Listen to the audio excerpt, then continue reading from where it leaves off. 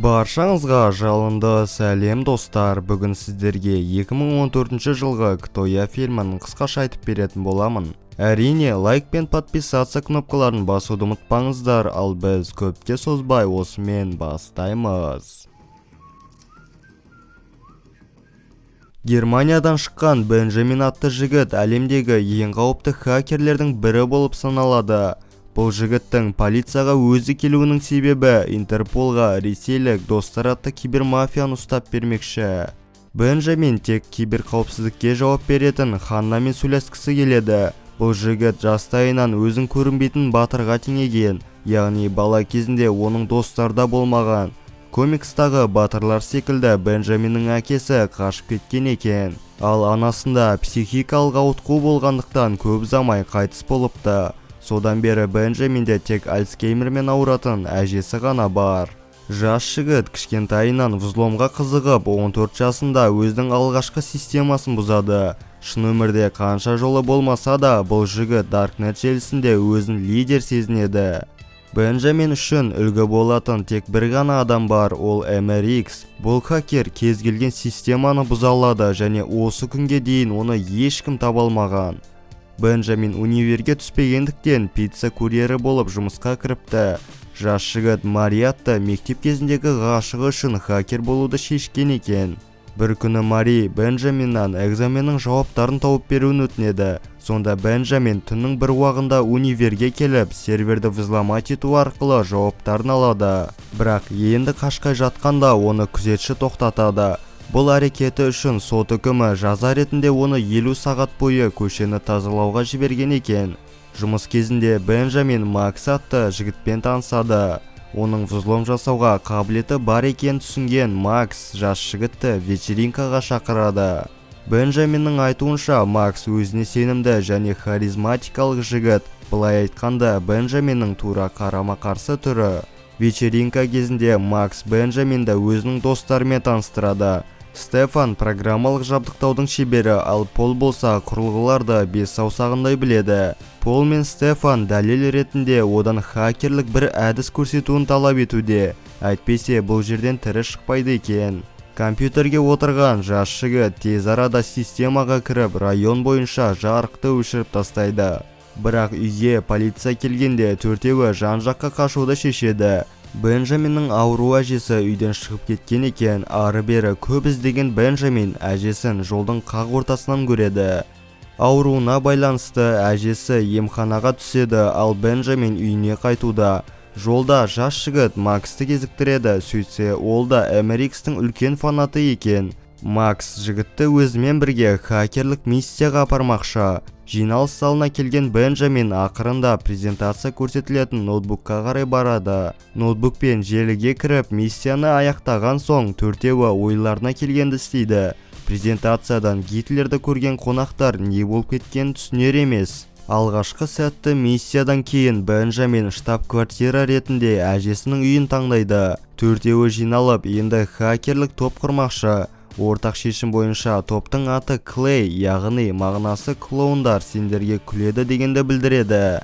Сол сәттен бастап олар көптеген кибершабуылдармен айналысуда. Өздерінің аттарын шығару үшін акция нарығындағы графиктің бағытын ортан саусаққа өзгертеді. Осының арқасында олар көптеген қаралым жинап жаңалықтарға шыға бастайды.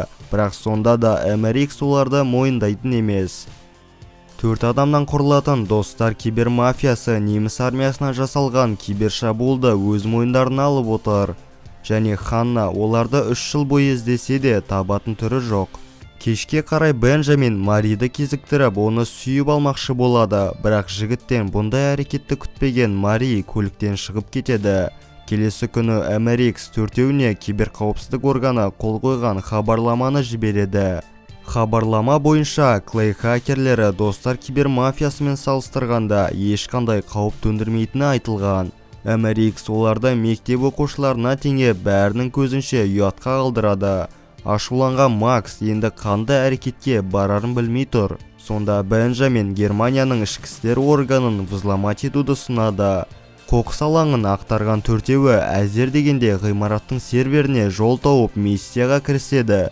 Миссия бойынша Бенджамин серверге жауапты. ал қалғандары камералар мен принтерлерді взломать етуде. Миссияның сәтті өтуін төртеуі клубта тойламақшы, бірақ сол жерде досының Маримен сүйісіп тұрған көрген Бенджамин ертеңде оларды үйге кіргізбей қояды.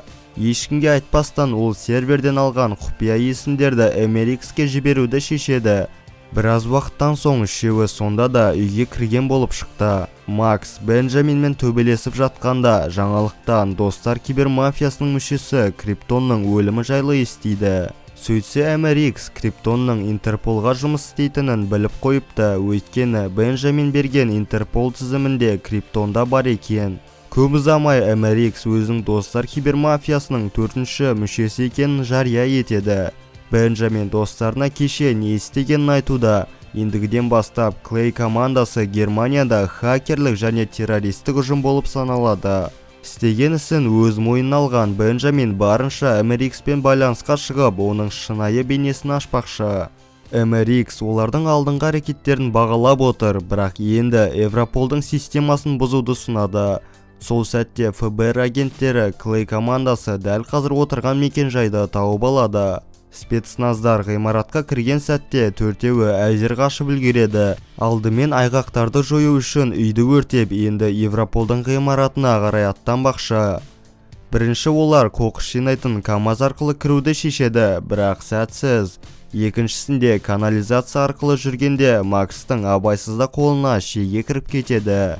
Бәрі сәтсіз болған соң түн ортасында Европолға келген Бенджамин жерден қызметкердің визиткасын тауып алады. Жас жігіт күзетшімен сөйлесіп, портмонесі асханада қалып қойғанын айтуда. Егер қазір әкелмесе, әкесі тағы да көзін көгертеді екен. Жаны ашыған күзетші оны ішке кіргізіп тез шығуын өтінеді.